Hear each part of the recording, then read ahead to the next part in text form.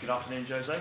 A heavyweight week. We know you're a fan of Anthony Joshua. I wondered how you compare his world's heavyweight title fight on Saturday with the heavyweight clash here in Manchester tomorrow. I don't compare. I'm not a specialist on boxing, but it's an individual sport. It's man against man. So everything is on Anthony and Klitschko. So it's completely different. And one thing is to fight for the world title, and another thing is to fight for top 4.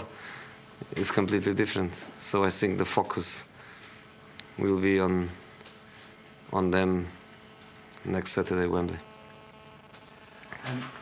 You've not been above Manchester City, I'm sure you're more than aware, since August. So given the fact that you're the only manager who knows how to finish above Pep Guardiola's team, so what would it mean to be above them, not just for now, but until the end of the season, for the club, for the fans and for yourself? It means nothing.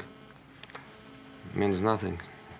If we finish 5th and they finish 6th, we are above them, but means nothing. If they finish 3rd and we finish 4th, they are above us, but means a lot. This is not about Pep, this is not about City, this is about objectives and fight for objectives. And we want to try to play Champions League football, and we still have two doors open. Jose, with that, obviously you're going to change things around from the Burnley game, and we know about injuries that you're going to have to deal with now with the run-in, but can you tell us what you feel the future for Zlatan is now? The future is a big surgery, a long period of recovering, but the future is also in the hands of a very strong guy, mentally very, very strong, that wrote immediately in his social media that he will stop when he wants, not when people think. So it looks for me that he's not going to give up and he's going to fight. And I'm really pleased with that, because this is the Zlatan I know. He fought all his life. That's what I told him. You fought all your life since you were born. I don't see a reason for not to fight. Will that future be with Manchester United? What's the situation with what I don't happens know. next? I don't know. I don't want to know. I'm not interested in it. I don't care about it.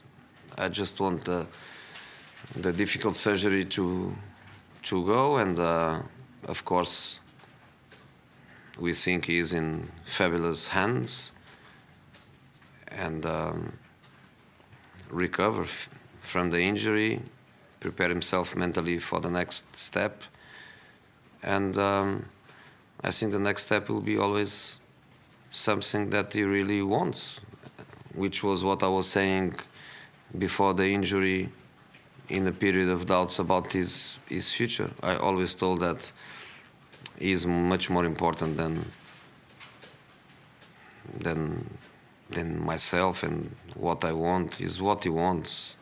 I always want the players to be happy, to choose their future, and I think this is what is going to happen. But now, before such an important surgery, I think it's a waste of time to speak about what next.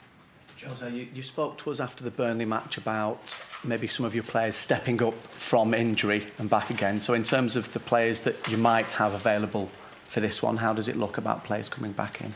Valencia. Just Antonio? None of the other lads, or Phil or Chris? How does that leave you, and how do you feel about that? Because you gave a challenge to them, I suppose, didn't you? We go with what we have. We fight with what we have. I trust the boys, and we go with everything we have until the last second of the season, we hope. We are fighters, the boys are fighters, and we go. Yes, it is a potentially pivotal game in the battle for the top 4. How many Manchester clubs do you believe will finish in the top 4? I don't know.